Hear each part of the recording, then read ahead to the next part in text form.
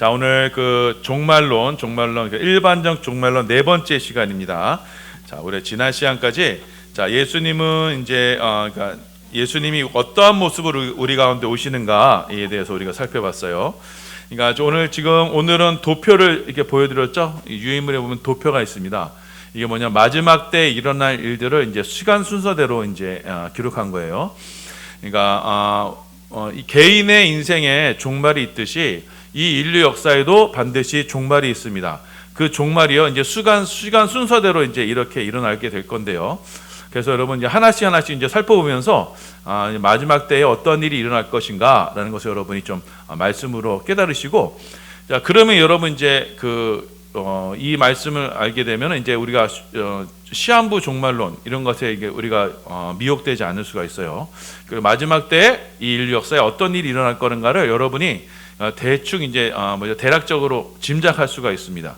그래서 세상은 점점 더 타락해 갈 것이고 하나님을 대적하는 세력들은 점점 더 득세할 겁니다. 그러니까 여러분 이 인류 역사가 여러분 하나님 이게 하나님을 더 반대하는 쪽으로 가게 될 거예요. 그게 다르게 되면은 이제 주님께서 다시 오셔서 이 땅을 심판하시는 그날이 될 겁니다. 자, 그래서 여러분 우리가 제일 첫 번째 일반적 종말론의 첫 번째 시간 때 살펴봤던 것이 마지막 때의 징조였어요. 마지막 때 어떤 일이 일어날 거냐, 우리가 그 날과 주님이 다시 오시는 날, 이게 종말의 시간은 언제인지는 정확히 알 수 없어요. 여러분 아들도 모르신다 그래, 아들도 모르고 아버지만 아신다 그랬어요. 예수님도 모르고 하나님 아버지만 안다. 그러니까 그 때가 언제인지는 정확히 모르지만 그 마지막 때가 되면 이러한 징조의 모습은 우리에게 말씀해 주셨어요. 그러니까 첫 번째가 이제 복음이 전 세계의 증거가 됩니다. 그래서 복음을 듣지 못해서 구원받지 못했다라는 그런 인간 측의 핑계가 나오지 않도록 복음은 온 세계의 증거가 될 겁니다. 그리고 그와 더불어 거짓 그리스도가 출현하게 될 겁니다. 자신이 그리스도라고 주장하는 자들이 일어날 거예요.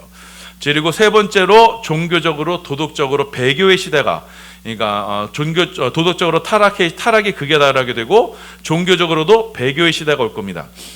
제가 어제 설교 준비하면서 그냥 머리 식힐 겸 유튜브를 봤는데, 자, 미국에서 이제 감리교 강단이었어요. 그런데 거기에 이제 동성애 목사가 나와가지고 설교를 하더라고요. 근데 티셔츠에 예수님 아주 희어한 모습으로 이제 딱 나왔습니다. 이 마지막 때가 됐구나라는 걸 제가 느꼈어요. 그러니까 종교적으로도 아주 배교의 시대, 그러니까 하나님의 이름을 이용해서 하나님을 거부하는 시대가 이게 오게 됩니다. 자, 그리고 여러분 전쟁과 기근과 지진이 이제 극에 달하게 되고요.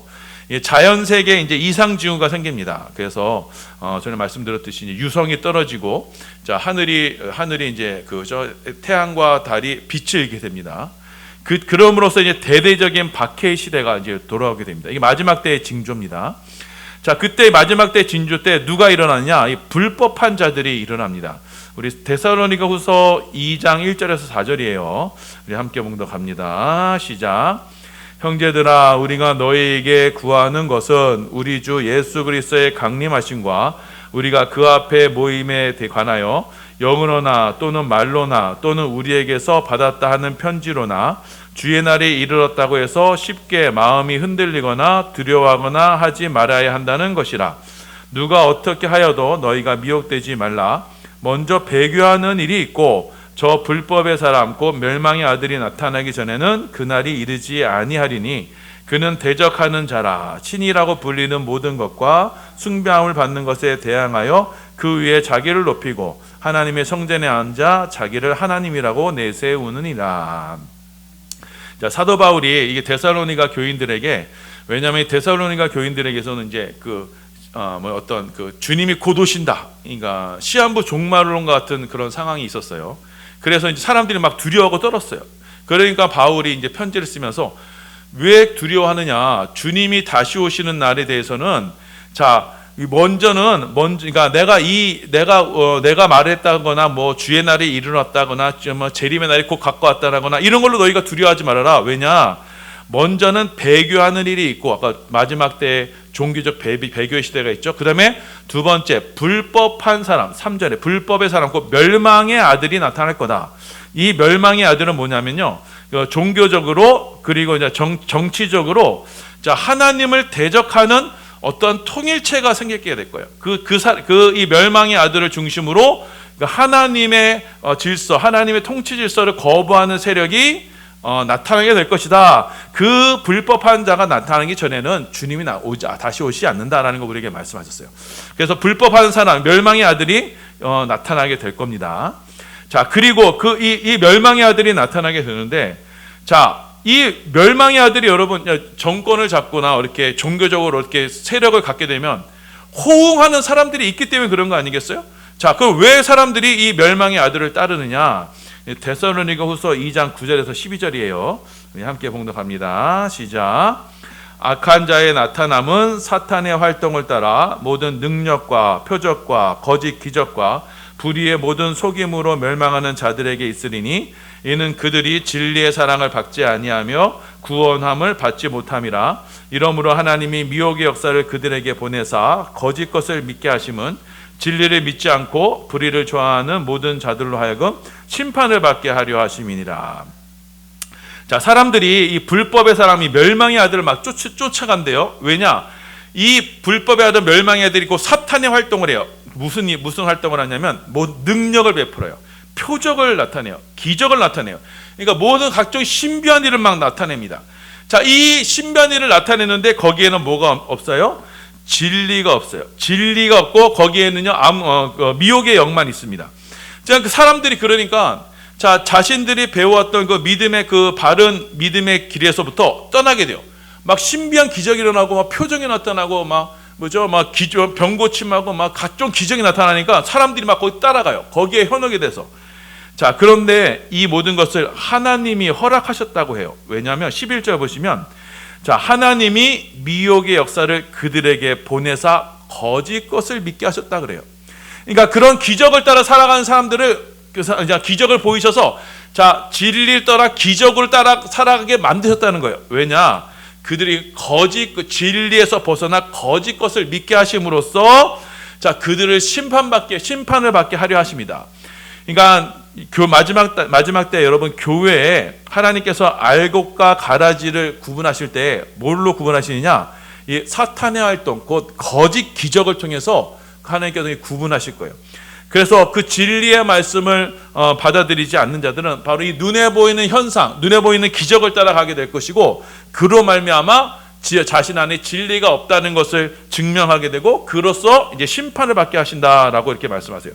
자, 그래서 이 사람들이 나중에 거짓 것을 막 따라가게 되고, 나중에 불법의 사람을 추종하는 데까지 이르게 됩니다. 자, 그런데 그때 참 신자들은요, 그 거짓의 미혹의 역사에 빠지지 않고요, 끝까지 진리의 말씀을 붙들어요. 끝까지 예수님의 그 제자의 삶을 살아요. 그때 이 성도들에게 대대적인 박해가 있을 겁니다. 자, 그래서 요한계시록 14장 11절에서 12절이에요. 함께 봉독합니다. 시작.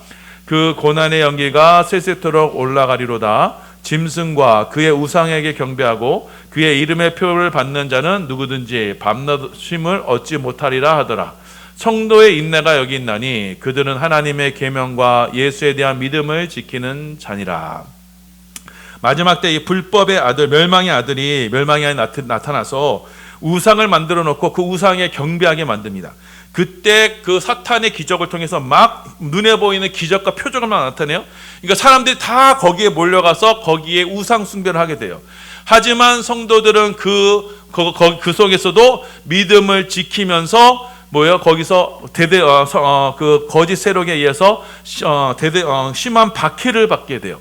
이렇게 성도들이 알곡 성도들이 막 박해를 받게 될 때, 그때 예수님이 다시 오시게 되는 거예요. 자, 예수님이 다시 오신다 약속하신 그 다시 오심이 그때 일어나게 됩니다. 왜냐하면 이 악의 세력들, 그 불법의 사람, 멸망의 아들을 심판하고 또 성도들을 구원하시기 위해서 이때 예수님께서 다시 오십니다. 이 다시 오시는 모습은 우리가 지난 시간에 말씀 봤죠. 몸소 강림하세요. 육체의 모습으로 볼 수 있게 오세요. 영광의 모습, 심판의 주로 오시는 거예요. 자, 그래서 이 재림의 모습은 영적인 게 아니에요. 실제적으로 주님께서 구름을 타고 이 땅 가운데 오시게 되는 거예요. 자, 이 주님께서 구름을 타고 이 땅에 오실 때 그때 성도들은 어떻게 되느냐? 그때 주님 공중에서 오시는 구름 타고 오시는 주님을 우리가 공중에서 맞이하게 됩니다. 자, 데살로니가전서 4장 13절에서 18절이에요. 함께 봉독합니다. 시작.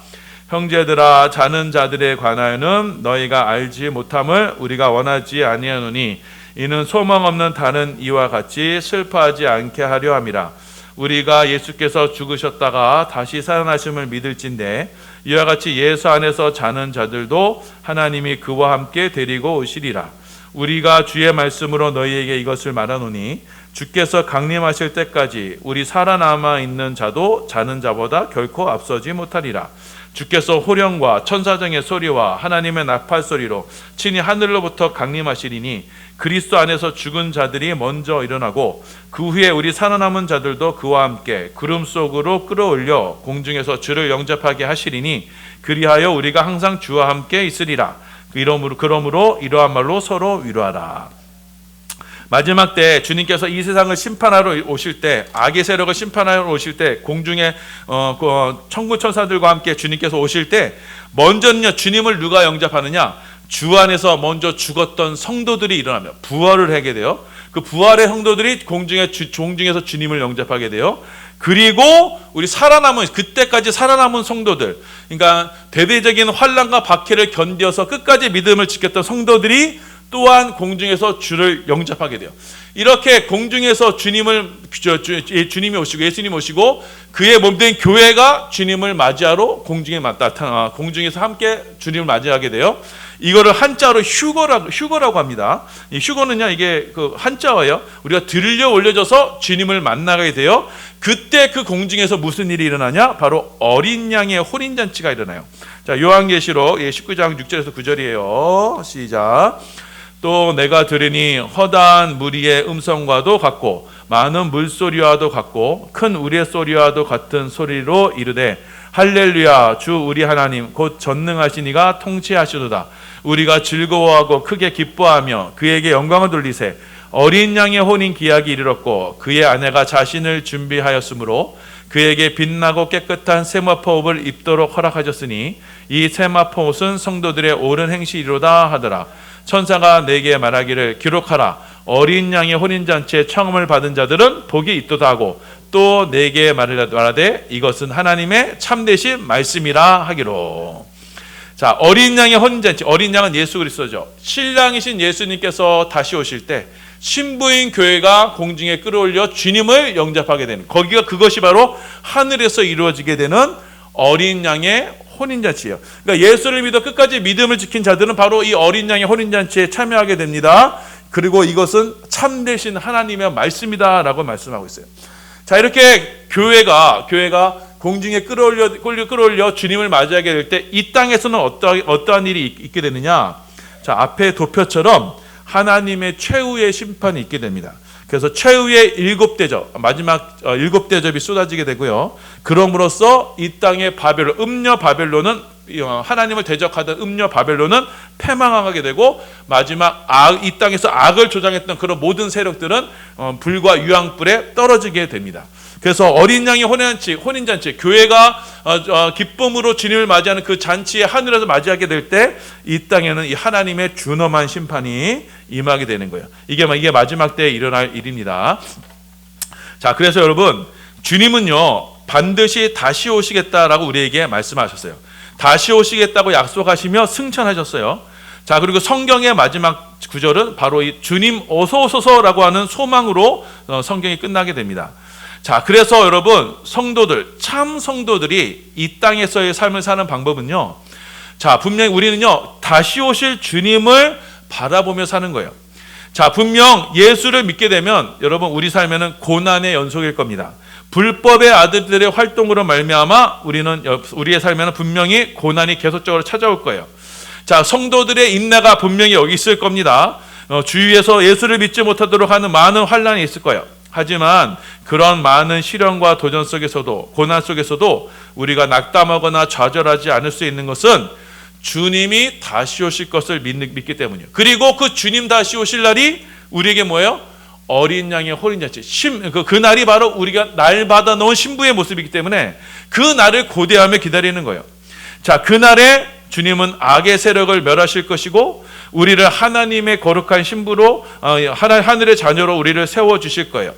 그래서 성도들은 이 그날에 이 세상과 함께 멸망할 자들이 아니고 주님과 함께 공중에 끌어올려져 영원한 나라를 기업으로 상속받게 될 거예요.